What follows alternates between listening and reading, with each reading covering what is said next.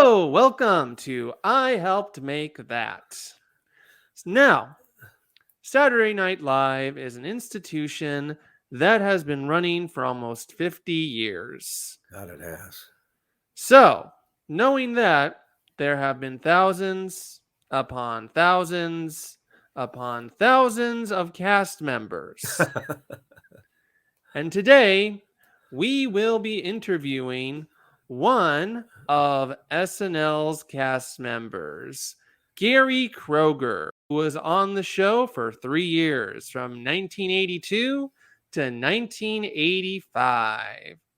Welcome to the show, Gary. Thank you, Kevin. I am, yes, one of thousands and thousands and thousands. I think there's 1,000 in the cast each year. Yeah. So, Gary, before we begin, we got to do the whole anchor ad.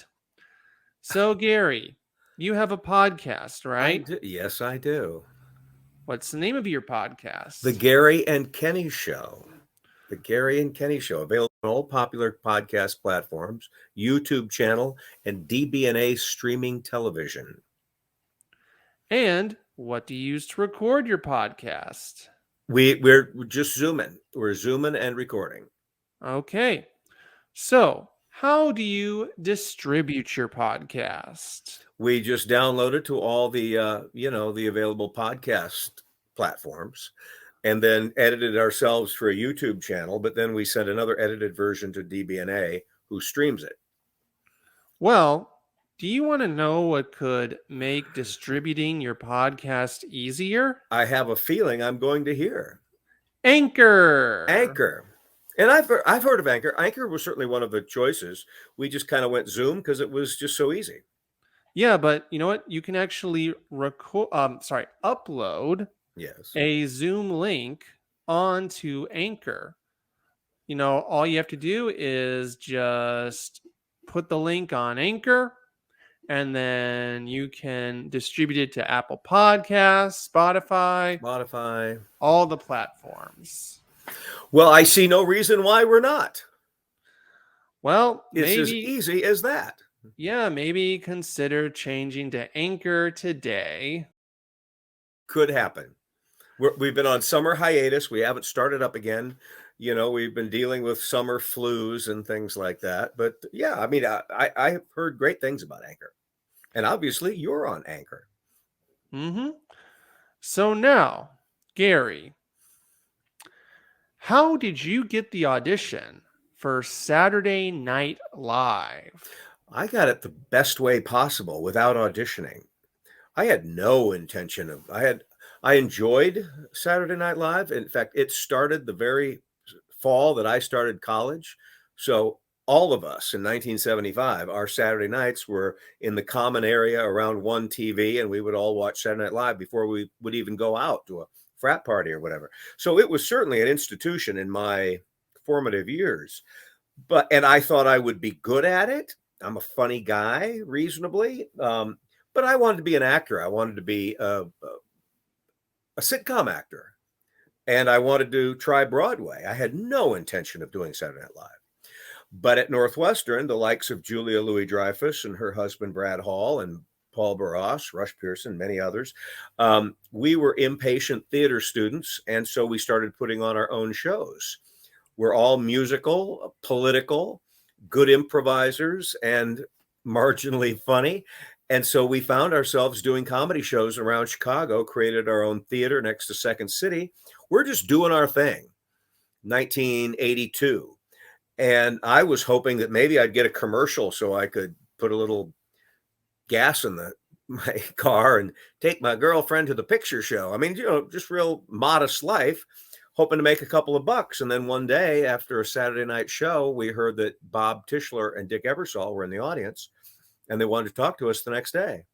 So we went to the Hilton Hotel on a Sunday, and they said, could you be in New York in 2 weeks? And so that was my audition, was without auditioning.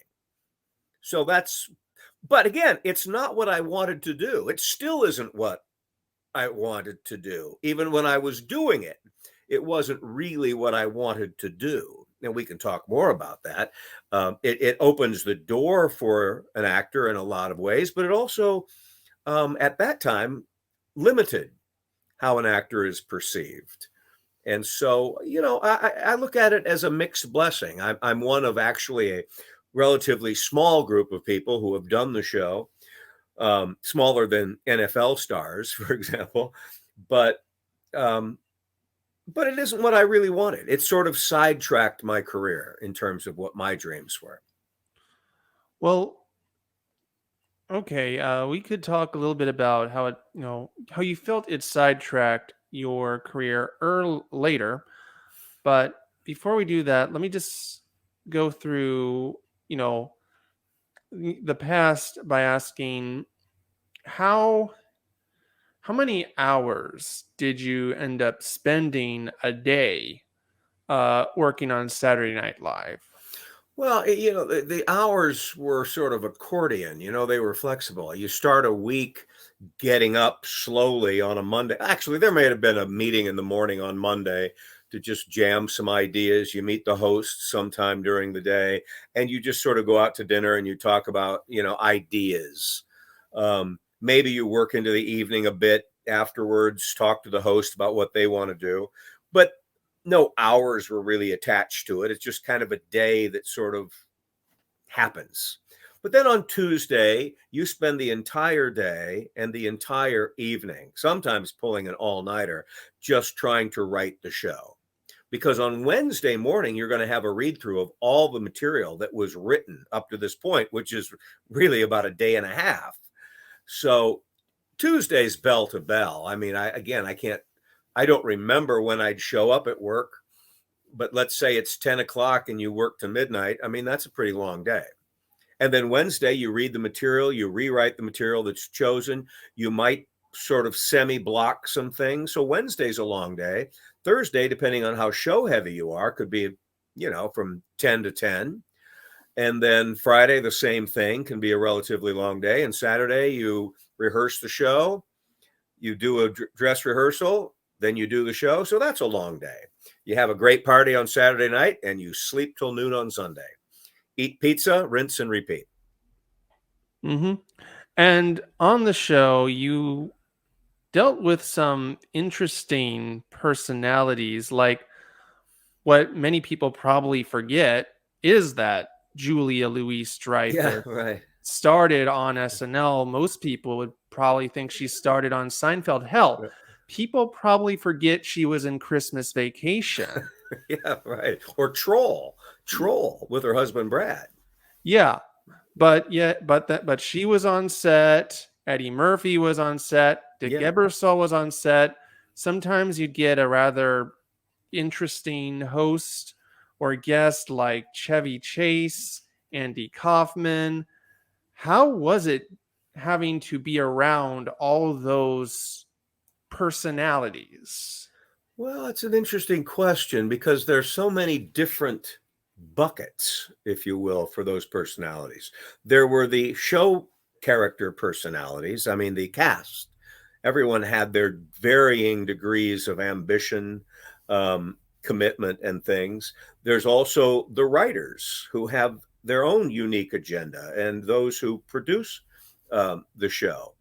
Um, the guest host could be anyone from someone who's highly capable, like a Howard Hessman, a real team player, like a Chris Reeve, or you could have a legend like Jerry Lewis, and they all bring a different dynamic to the show. And then you can have someone completely out of their element, or someone that's reasonably hostile, like a Robert Blake, and you have to adjust to all of those things. It's very difficult. So there's no one answer to that.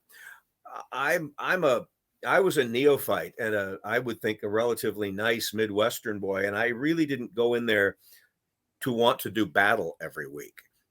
And so I sort of sat back and let the personalities unfold with their own dramas. But often that led to much more successful careers than my own. You really have to be aggressive to make it on Saturday Night Live. And I don't think that I actually was aggressive enough. Now, that being said, By my third year, I'd kind of figured it out. I kind of figured, oh, this is how you do this. This is how you write for television. This is how you showcase your abilities. So I think that I would have done well had I been able to continue with the show. But, as it was a 3-year window for me. Yeah, I think many people just think that, that are outside of the entertainment industry just think that, you know, just being on something big equals, being successful in and of itself, which isn't true. I went on a rant about that in my Greatest Showman episode. Listen to that. But that also being said, I did notice, and then again, I'm talking about episodes that have been edited for syndication. So I'm just Mm-hmm. talking about the edited versions. But I did watch a lot of episodes from at least your first year yesterday to help prepare for the show. And I noticed that, unsurprisingly, most of the skits focused on Eddie Murphy and to a lesser extent Joe Piscopo. Yeah, that was the formula. Dick came into the show. Dick Ebersol came in and brought in Bob Tischler Mm-hmm. to really revive the show. It had a struggle year after the original cast left and Lorne Michaels left, the Gene Domanian year. And I don't like to malign that year because you had Charlie Rocket, you had some really, really talented people, Tony Rosato. But it struggled. And so Dick came in to more or less save the show, and he found the talent of Eddie Murphy and Joe Piscopo, and he saw how audience charismatic they were and built the show around them. So by the next year, it was really just assembling a supporting cast around Eddie and Joe. And I was part of that.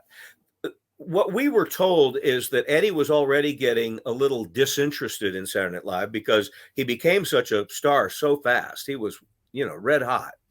And he was getting movie offers. I mean, 48 Hours is about to come out, and the Trading Places and et cetera, Beverly Hills Cop. So he was becoming disinterested. So they went looking for new cast members who had they hoped would have the energy of the originals, kind of bandits who broke into a studio. And they saw that in us, me, Brad, Julia, Paul. And that's why they hired us, really, was to light a fire to Eddie Murphy, to say, hey, there's people here who can take over if you don't focus on the show. I mean, that's the story that we kind of heard. Well, the truth is, Eddie didn't really need that fire to be lit. And the audience loved him so much that we got there and we immediately found that we were third and fourth bananas. That wasn't what we wanted, but it was also smart in the sense that Dick Ebersol knew, who buttered his bread, and it was Eddie. Okay, well, I mentioned that because I'm just curious, and you don't have to name names, but did that ever cause a friction in the cast? Like, was anyone jealous? No, they weren't, because for the most part, everybody's happy to have a job and live in New York. But everybody saw the magnitude of Eddie's talent, and everybody respected how hard Joe Piscopo worked. I'm not saying he wasn't talented, but Eddie has a unique talent, a unique ear, a unique ability to transform, and a presence with an audience, in a live studio audience, that's really, there might be those as great, like a Robin Williams, but nobody was better than Eddie. So they saw that. And we understood that as well. Did that mean I wasn't frustrated? No, I was very frustrated because I didn't want to go there and make money and not build my career. I wanted to do so much more than I had an opportunity to do there. So yes, it was very frustrating, but I was never mad at anybody. If anything, I was mad at myself for just not figuring it out for a couple of years on how to do it. And Julia felt the same way. You say that people don't know that she did SNL. Well, she didn't emerge as a big star. Everybody saw how talented she was, and she has some wonderful, wonderful, unique moments on the show. But she didn't burst out as the next great thing. None of us did, but Eddie did, as we expected. Jim Belushi came along, and Jim knew whose shoes he had to fill, and he did a very good job, and also had a nice career afterwards. Yeah, again, I can relate because sometimes I have kicked myself in the head for not trying to pursue my career further, or thinking like what I could have done differently. But I also agree with Julia because about Julia, because I was watching the episode, and no offense to any of the cast members, but there were sometimes skits where I was like, Julia would have been perfect for this character. Why isn't she there? Actually, maybe I should just give one slight example. Like the skit where Eddie pretends to be what was it, like herpes or some sort of STD. I was like, I why? vaguely recall that. Yeah. Why isn't Julia playing his wife? They would work perfectly off each Yeah. other. They Um, Again, I don't have an answer for that that's going to be crystal clear. But it happens so fast. Every week happens so fast that unless you are sitting on the writer's lap when they're writing the sketch, they might not think of you.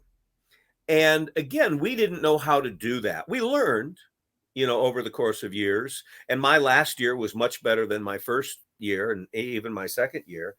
And I think for Julia too, we sort of learned that you have to be in front of these people and you have to be aggressive about your own spots and write more spots for yourself. Because if I write a spot or Julia writes a spot, who do you suppose the star of that spot's going to be? It's going to be us.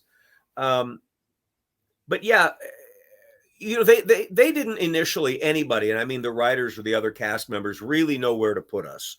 We were hired as a group, and it was sort of assumed that we would take care of ourselves as a group. But like I said earlier, we didn't know television. We didn't know live TV. We didn't know television sketch comedy. We didn't know how to do it. So we were sort of isolated unintentionally. And sometimes I feel like this sounds like sour grapes and criticism. No, it was a remarkable experience, truly remarkable. Look, it's 35 years ago for me. I still remember it like it was 3 weekends ago. And there's still things that I'd love to do. I still watch the show. I still tell great stories about the show. I still visit when I go back to New York. So having Saturday Night Live anywhere in your DNA, your history, is a magnificent thing. Yeah, I'm glad to hear that. But just out of curiosity, back to what you said earlier about you thinking it was limiting your career, besides what you've already said about how you didn't feel like they were always keeping you in mind, how else did you think it limited your career at the time? Well, every decade is sort of a different era. Back then, we didn't have YouTube, we didn't have social media, we didn't have other platforms, we didn't have behind the scenes at SNL, we didn't have a website. There was nothing but the airing of the show and a rerun of the show. That was it. So it was very hard to generate bigger careers outside of that moment you're on TV and it's live. Again, we didn't have all of these platforms, I've overused that word, but ways to enhance or publicize ourselves. There weren't SNL websites, there weren't SNL chat rooms, there was none of that. It was a very limited world with 3 stations, and one you had to turn the antenna for. So there were like 2 big networks, and that was the whole world. But in those days, you sort of got labeled. And as soon as I moved out to LA in 1985, I was a comedian. And I'm not really a comedian. I'm an actor who can do comedy. That's how I see it. But I'm not really. So I would only get goofy guy roles or auditions for these things. And it really limited the way that I was looked at. I felt anyway. that I was pigeonholed into sketch, comedy, silly, funny, goofy. And now there are lots more roles for that kind of a person. There's all sorts of comedy opportunities, from Funny or Die or whatever. But back then there weren't. There weren't. There were a few sitcoms who had the funny neighbor, but the opportunities just weren't as much. Now, I still made a nice career. I've always made a living, but I fought between how I was viewed and what I really wanted to do. And I wanted to be taken more seriously as an actor.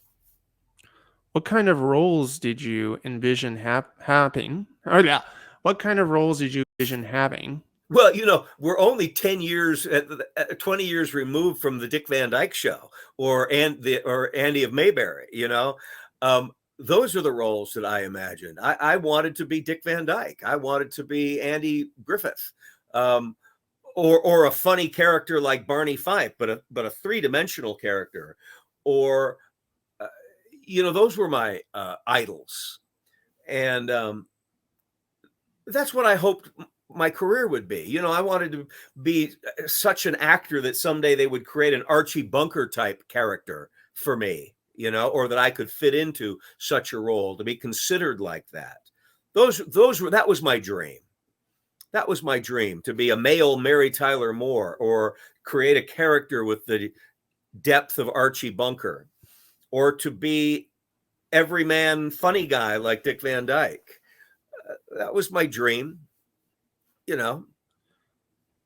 And actually, with SNL, taking up a lot of your time, did you even have a lot of time to go on auditions? Well, back then, no.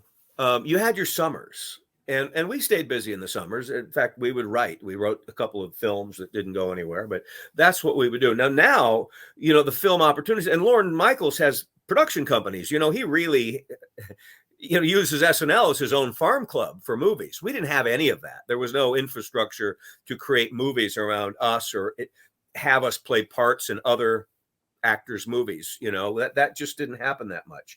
But really, I'm talking about the years after SNL, when it was over for me in '85 and I went out west.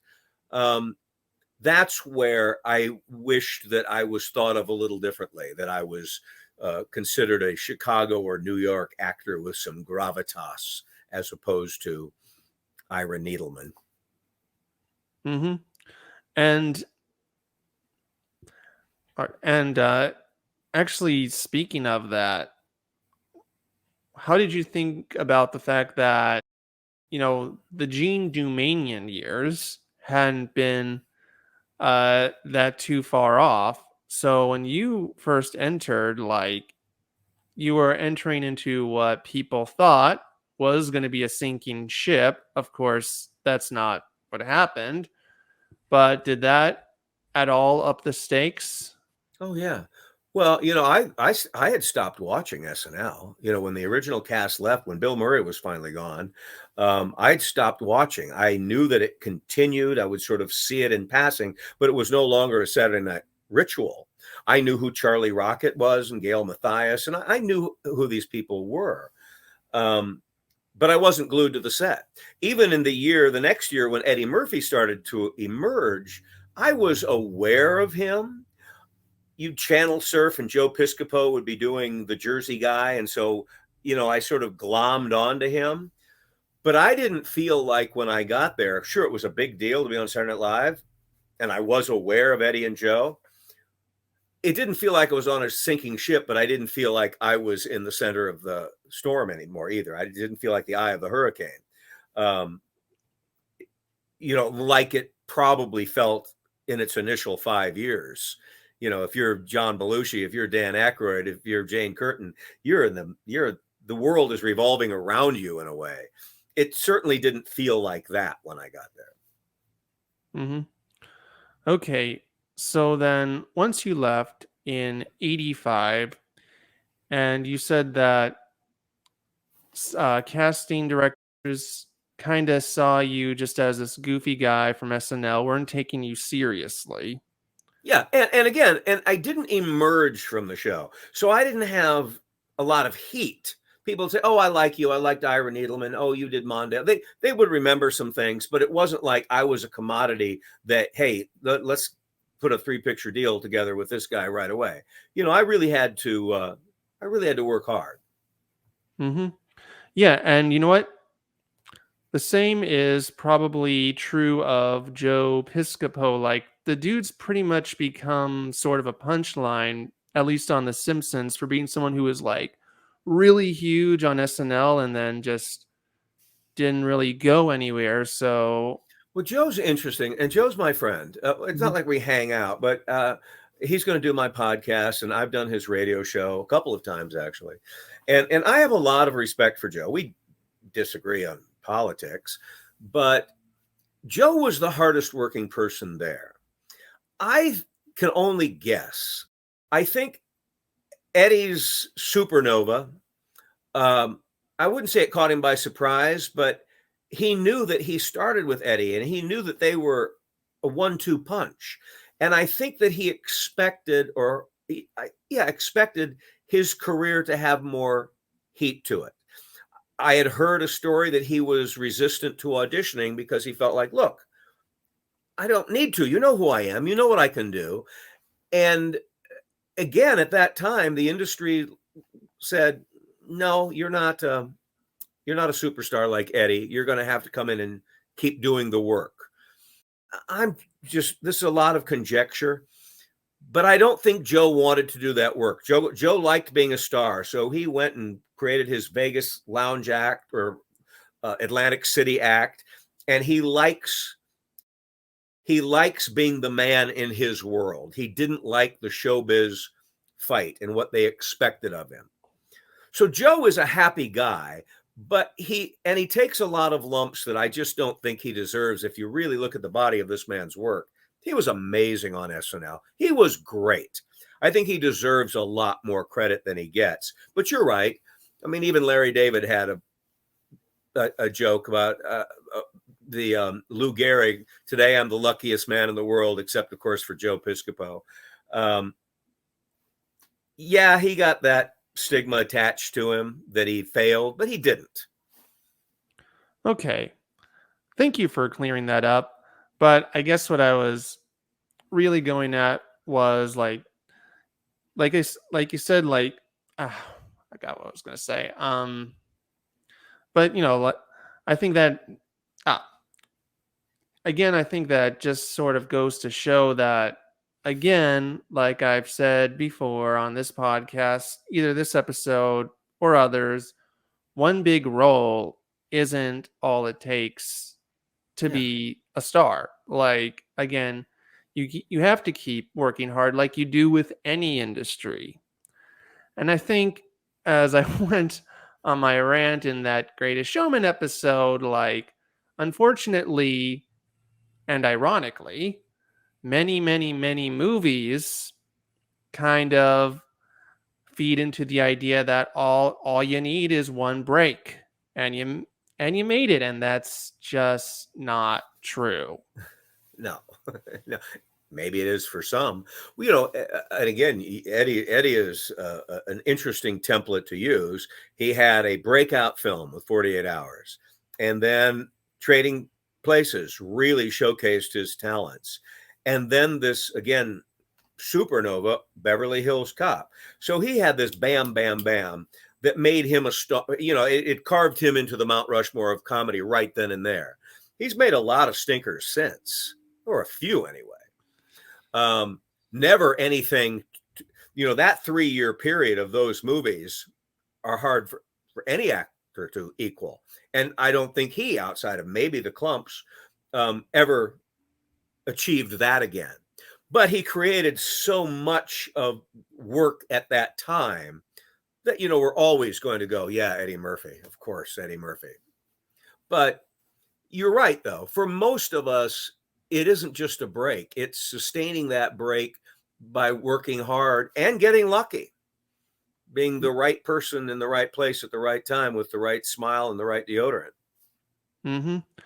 Yeah, and back to how you had to still audition and fight for roles after you got off Saturday Night Live. There's one movie I noticed on your resume. I haven't seen the full movie of, but there's a clip of it surfacing on YouTube. Uh, Look up. I think it's like Archie Jughead Wrap or something like Yeah, that. Archie to Riverdale and Back was the movie, and I have an interesting story to tell you about it. Yeah. And yeah, the Jughead rap, I think I've seen it on TikTok and other things recently. Yeah, it was for its time. I don't think the Jughead rap really holds up under scrutiny today's light. But at the time, I guess they thought, okay, Jughead rap's coming of age. This would be a good idea. I even knew at the time that that was kind of a stinker of an idea. I was Okay. Reggie in that movie. Sugar. Aw, honey, honey. You are my candy girl.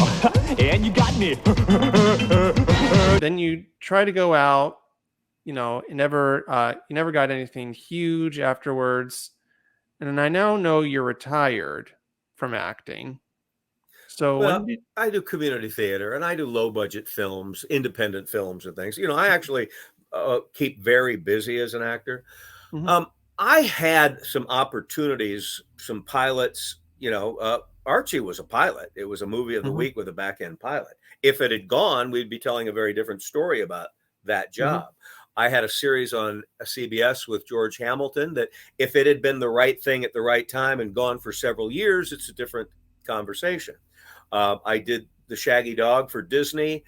You know, if things had been received better or lasted and gone on for a few years, it's suddenly a very different conversation and a different career to look at. But mhm. as it was, I was just a working man's actor and I did these jobs, didn't go anywhere. Did these jobs, almost went somewhere, didn't really, never became a Seinfeld kind of show or anything. So cumulatively, I can say, well, I made a living, but it never got to where I wanted it to be. Do I regret that? Well, I don't regret anything really. Um, but at the same time, I didn't fulfill what I set out to do, but I fulfill my life in other ways, in politics and Mhm. community service and helping children and being a dad, being a husband. Yeah, so that's actually what I was about to ask you. What got you into politics and community service? Well, it's always been part of my life. I grew up in a family of people who were very political, not as candidates, not as elected officials, but interested in politics, always talking about the state of the world, the state of the nation, the state of the state. And the people that I got to know in college, like Julia and Brad and Paul and others, the names that I've mentioned, we were all very political, socially conscious. We always wanted to be doing art for the sake of creating better awareness, getting people to think. All of our work has been based on that. So for me, it was very natural once I was out of LA and I was a dad and I was doing marketing, I was in advertising, which was a really nice fit for a guy that knew how to put together TV shows now and things like that.